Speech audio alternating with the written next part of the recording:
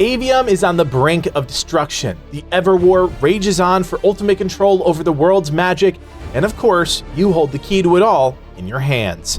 My name is Kodiak, this is Legacy Gaming, and today we're sharing our brutally honest review of Ascendant Studios' first AAA title, Immortals of Aveum. The teams at EA and Ascendant Studios were generous enough to provide us with an early access review copy of the game, so a huge thank you to that team for trusting us with their first project. It's not every day an independent AAA studio pops up, and it's even more rare to see studios try and compete with the cinematic experiences of established franchises like Call of Duty. Well, that's exactly what Ascendant Studios set out to do, Call of Duty with magic. And I gotta say, if fast-paced, single-player, cinematic action with magic is your thing, you're in for a treat.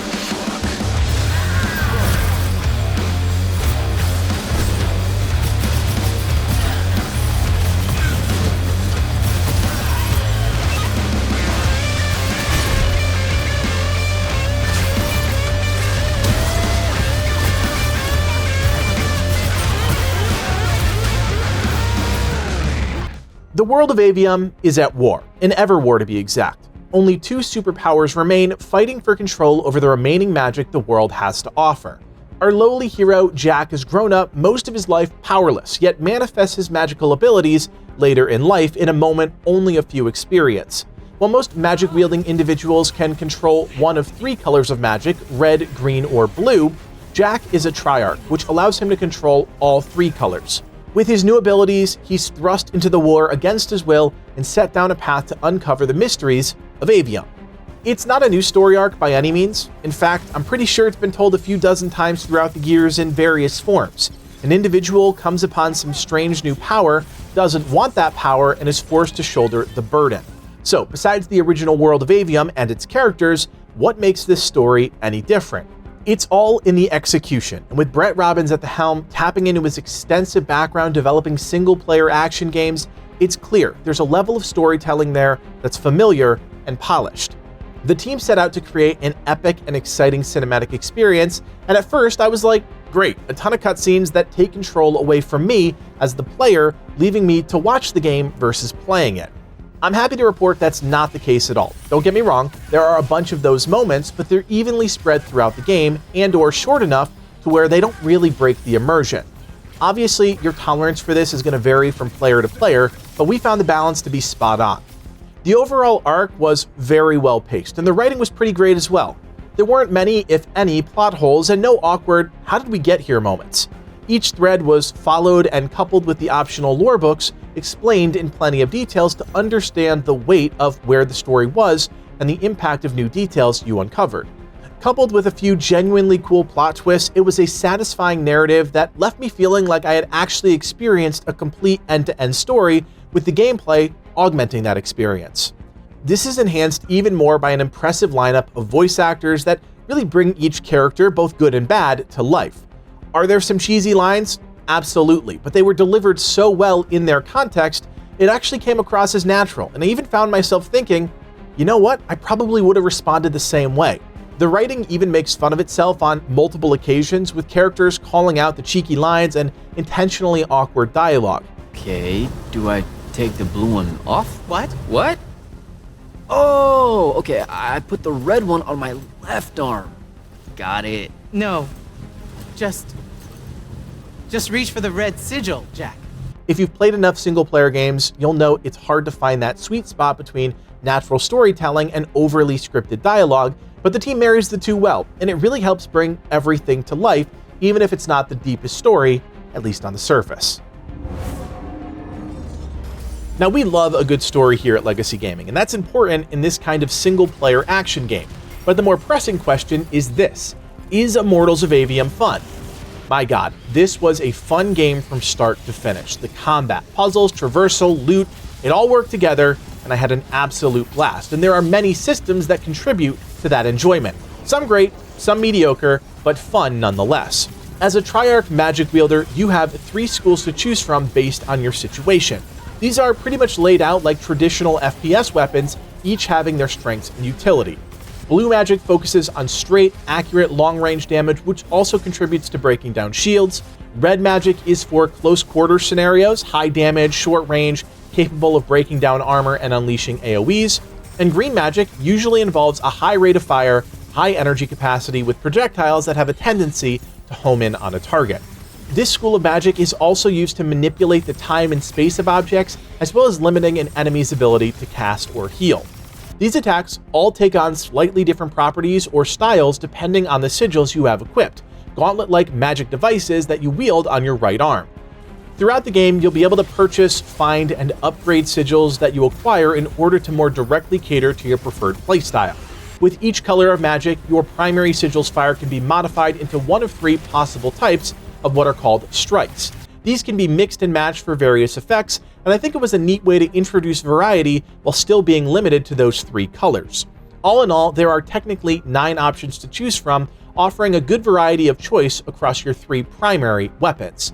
You also obtain additional gear in the form of 2 rings, 1 bracer, and 3 totems that all increase your magical power or grant you additional bonuses and abilities.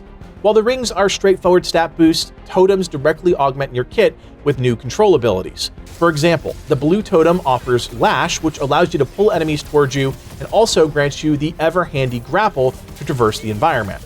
The red totem shoots a beam that staggers most enemies and is also used to refract light in various puzzles and progression scenarios. Finally, the green totem shoots Limpets, which are a green control projectile that allows you to slow down both enemies and environmental elements they come into contact with. At all times, you'll also have access to your shield, raising your left hand to absorb all manners of attacks from 360 degrees around you, all the while allowing you to shoot through it. This does have a limit to how much damage it can absorb before it breaks, and it does reduce your overall mobility while active. Personally, I found the shield to be the unsung hero of the game. Immortals of Aveum's combat pacing is lightning fast, and unlike games like Doom and Wolfenstein that pioneered that boomer shooter style, the shield adds a controllable way to actually slow down the action and give your brain the time it needs to catch up. There are also Furies, larger, more powerful spells that use mana from your reserves in order to cast. The mana resource is only replenished by consuming mana crystals, which are found all around the environment. Each Fury is associated with a color that, as we touched on before, also has an intended effect depending on your enemy's proximity and attributes. These range from shield-breaking forces to massive AoE fireballs. Consider these the special abilities of the game, and they're great additions to the action that offer brief moments of field-clearing power that help you quickly level the odds. And of course, what's a good magic battle system without some sort of culmination of all that power into a one-shot ultimate? The Dominion spell, Immolate, does just that, combining the magic of all 3 colors into one. It's simply a beam of energy that's channeled until the Dominion mana pool runs dry. Dominion mana regenerates throughout the course of battle, and it's supplemented with the occasional mana potion you can pick up. When the Dominion pool fills up, you can unleash that ultimate attack, pretty much leveling anything in your path. When you throw all this together, it leads to one hell of a chaotic battlefield experience, but with the help of Jack's traversal skills, double jump, hover, and dash, you can make short work of everything around you by strategically placing that perfect shot. After all, if you couldn't tell by the gameplay, the #1 rule in this game: never stand still. The game's talent system starts to bring things together a bit more. As you move around the world defeating enemies and solving puzzles, you're rewarded with points that will eventually accumulate into a single ascension, or talent point. I was really pleased to see talents that actually change the dynamic of a skill, be it new or altered functionality. For example, you can heavily branch into your green talent tree to build around your blink ability, gaining additional blink charges, reducing recharge time, and increasing damage output when you blink. You can use this to get close to enemies and then unleash red magic and melee damage, which can be augmented in the red talent tree. No matter what game we play, if it's got a talent tree, our thoughts are the same. Give us a system that's interesting, that changes the nature of things we do in that game, and make our choices feel impactful. And while Immortals of Aveum doesn't really innovate in this space, it fulfills the criteria we're looking for that help make for a more engaging progression system. Is the talent tree system a build crafter's dream? No, far from it, but it's nice to see there's enough variety that you can play around with and try out a few different builds to see what suits your playstyle best. And since it's a single-player linear game, you can't ask for much more than that. Surprisingly, the game also features a crafting system, albeit simple but effective. As you play, you collect gold and colored essences that are used as currency within the system. No rare or fancy objects needed to craft a specific weapon or piece of gear, just 2 widely available resources. It's as straightforward as it gets. Different rarities require more materials, and you can upgrade each rarity a limited number of times before it reaches a ceiling. Upgrades offer incremental increases to each stat associated with that particular piece, and if you have unused pieces of gear, you can sell them to recoup some coin. To be brutally honest, that is the name of the series after all, this just fell really flat for me. In 2023, this felt arcadey and almost shoehorned into the experience. Because of how vanilla the system is, it stands out, but not in a good way. I'm not saying we needed the complexities of a modern Call of Duty workbench system, far from it, but I think I would have preferred more depth in the existing crafting system or some other way of getting loot entirely. Crafting is a fine enough way to explore the different sigil offerings in the game, but it's far from that satisfying experience we were looking for. Since we're on the subject of systems, I did want to point out the map, which is, well, a map, and a pretty decent one at that. I always appreciate when a team develops a true 3D map that helps players navigate not just horizontally, but vertically as well, especially in large spaces. The game's map is also filled with all the points of interest you'll need to do just about anything. For completionists out there, each zone shows you exactly what's left to collect, so while that doesn't leave a lot to imagine, it does ensure you see and do everything there is in the world. For a single-player action game, you wouldn't necessarily expect there to be a lot of puzzles scattered around the world, but that's actually a rather big part of the experience. As we talked about before, you'll gain abilities throughout your playthrough that allow you to go back to areas previously inaccessible and unlock the secrets within. A good amount of these puzzles take advantage of your magic to interact with the pieces. Things often need to be manipulated with an animate augment or altered with your refract ability. For the most part, you can choose to engage with these as you progress or skip them and come back when your story playthrough is complete. The variety of puzzles isn't anything earth-shattering. They're not super in-depth, at least the ones we dabbled in, but you do still get that satisfaction upon completing them.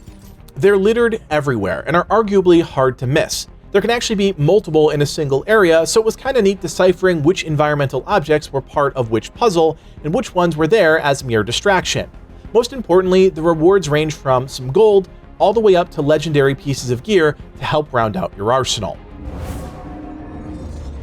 Tied to some of these puzzles and hidden areas are the entrances to Shroudfanes, which are optional challenges hidden across the game and touted as some of the hardest content you can attempt. These ethereal realms introduce you to some seriously hard fights, typically with a single big bad and a few waves of enemies. This did break up the single-player on-rails experience nicely, but I'll admit, while definitely difficult, there wasn't much variety to these, at least not the ones we experienced. There are no unique bosses or enemies, simply beefier versions of what you've already encountered. I was really hoping for something truly epic here, only to be met with more of the same. Now, there are technically 6 red Shroudfanes that can be unlocked once you complete the story that are the most difficult, but I didn't hunt one of these down. It is possible there are some unique encounters there, but if my experience is any indication, I wouldn't count on it.